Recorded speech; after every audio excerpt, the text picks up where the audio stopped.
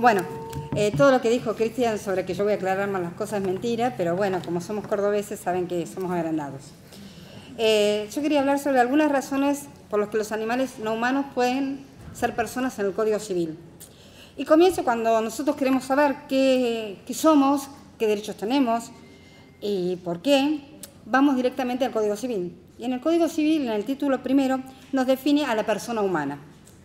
En los artículos de 19 al 21 nos va a decir desde cuándo somos personas, desde qué momento, qué derechos podemos tener.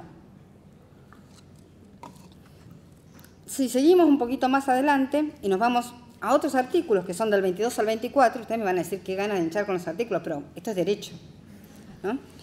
Vamos a hablar de la capacidad. Y esto sí que es importante. La capacidad es, dice, toda persona goza de la aptitud para ser titular de derechos y deberes jurídicos. La ley puede privar o limitar esta capacidad respecto de hechos simples actos o actos jurídicos determinados. Y después va a definir capacidad de ejercicio, y va a decir quiénes la pueden tener, y personas incapaces del ejercicio. Y van a decir las personas por nacer, la persona que no cuenta con la edad, grado de madurez suficiente o con el alcance dispuesto en la sección 2 de este capítulo, o sea, y la persona declarada incapaz por sentencia judicial con la extensión que tenga la sentencia. Si me pongo a pensar, digo, dentro de este artículo yo agregaría otro inciso más y diría, tranquilamente podemos poner el inciso D, que sería los animales no humanos. Pero para ello deberíamos cambiar el título 1 y sacarle el de la persona humana y dejarle solo el de persona, ¿no? Con lo cual no sería tan fácil psicológicamente para todos ellos hacer esto. ¿Qué es lo que pasaría? Ustedes me dirían, es una incoherencia. Bueno, podemos crear otro capítulo más que sería el de la persona no humana, ¿no? Y me van a decir, no, ¿para qué? ¿Por qué persona no humana? Son animales. Y yo le digo, bueno, vamos a hablar del título 2, capítulo 1, habla de la persona jurídica. Y en su artículo 141 dice, son personas jurídicas todos los entes a los cuales el ordenamiento jurídico les confiere aptitud para adquirir derechos y contraer obligaciones y para el cumplimiento de su objetivo y los fines de su creación. Es decir, estamos hablando de asociaciones, corporaciones, estamos hablando de empresas, de fundaciones. A esos le damos derechos. Ellos tienen capacidad, pero no se los queremos dar a los animales no humanos. Otro término que nos gusta hablar a los abogados es el de sujeto de derecho. Y decimos sujeto de derecho igual a persona. Y sujeto de derecho es un centro de imputación ideal de deberes y derechos. Esto es aquella unidad sobre la que la ley efectúa imputaciones directas arrogándose derechos y obligaciones. Personalidad jurídica, humano o corporaciones. Los animales no humanos quedan afuera. Y acá viene la pregunta. ¿Los animales no humanos pueden tener derechos en la legislación positiva? El derecho es un hecho social, es parte del plano de lo que es, del ser. Esto no conlleva ninguna obligación. Esto es lo que tenemos que tener. Y si nos ponemos a pensar, el derecho positivo, por su mera existencia y vigencia, no confiere obligaciones morales incitas. Hay autores que van a hablarnos y van a empezar a explicarnos, como fue Carlos Nino, que van a pensar en otro tipo de derechos y van a decir, hay derechos que son derechos morales.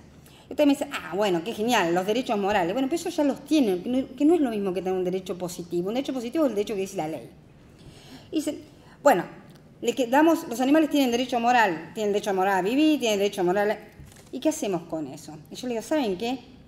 Las personas de color, antes de ser reconocidas como personas y personalidad jurídica, solo tenían derechos morales, porque no pensábamos que tenían derecho a vivir, que tenían derecho a una vida, que tenían derecho a una familia, pero se la negábamos.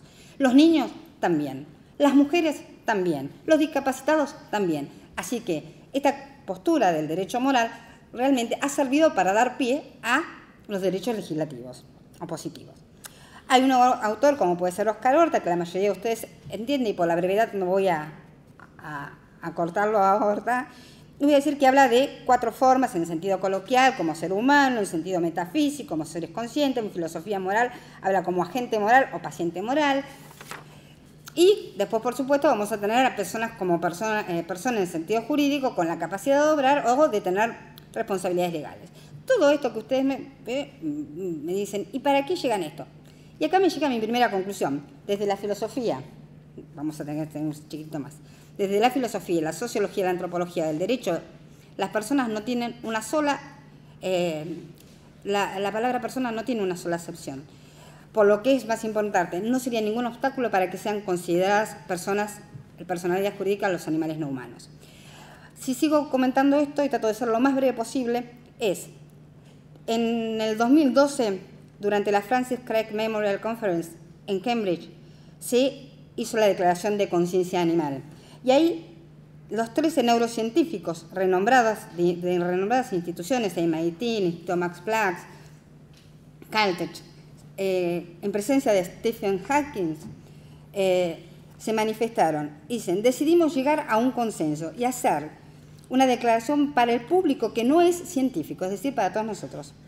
Es obvio para todo este salón, o sea, ellos, que los animales tienen conciencia, pero no es obvio para el resto del mundo. No es obvio para el resto del mundo occidental ni el lejano oriente.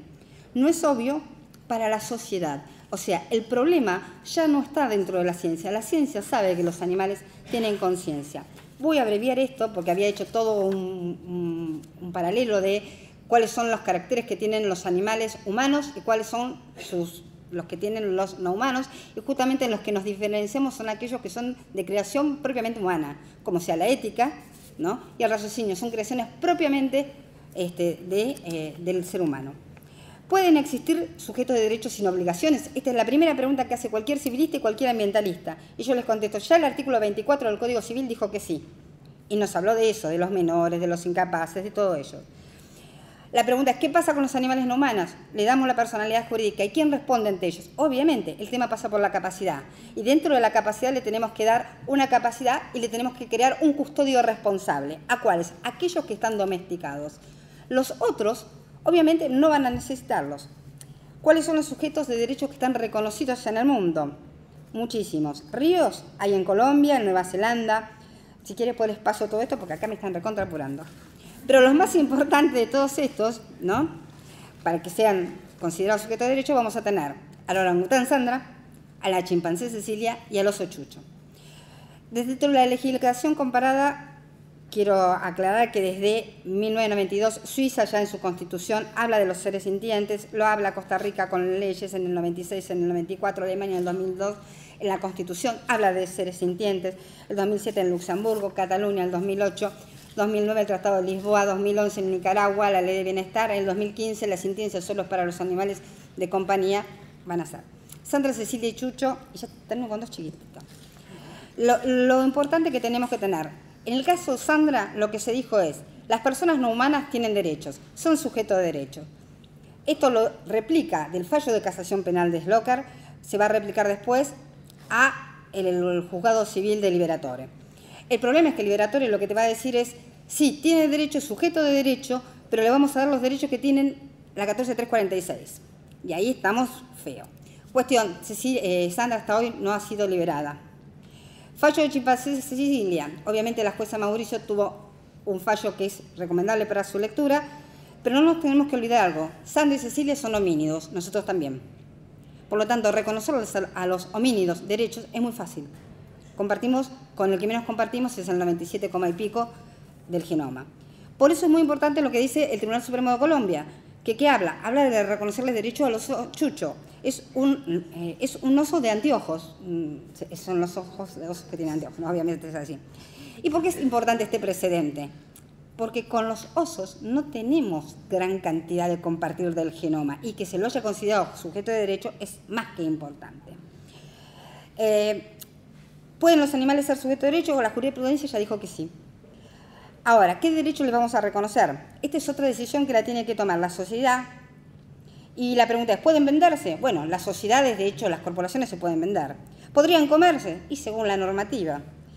Estas serían decisiones a establecer de una sociedad según las necesidades de esa sociedad y cómo lo querrían plantear. Ojo, ser declarado sujeto de derecho no significa me salvo de todo. Es de acuerdo a cómo los vamos a hacer este planteo. La propuesta nuestra, ¿cuál es? Los derechos que le tenemos que reconocer. La vida, la libertad, la integridad física, su hábitat, a un sistema de salud que no solo sea para enfermedades zoonóticas, y la dignidad. ¿Cuáles son las obligaciones? Son las nuestras, a respetarlos, a darle resguardo, a mejorarle su calidad de vida, ¿no? Siempre tomando en cuenta la concurrencia de qué especie es. Cada especie tiene su propia necesidades. El cambio de estatus de los animales no humanos es una decisión de la sociedad, no es un problema ni filosófico, ni jurídico, ni antropológico, no, es un problema de qué sociedad queremos. Y acá voy a decir una frase para terminar que siempre digo con alguien que no estoy muy de acuerdo en su teoría, pero sí en lo que dijo en esta frase. No veo posible los derechos humanos sin ser reconocidos los derechos de las demás especies. Muchas gracias y espero que me hayan entendido.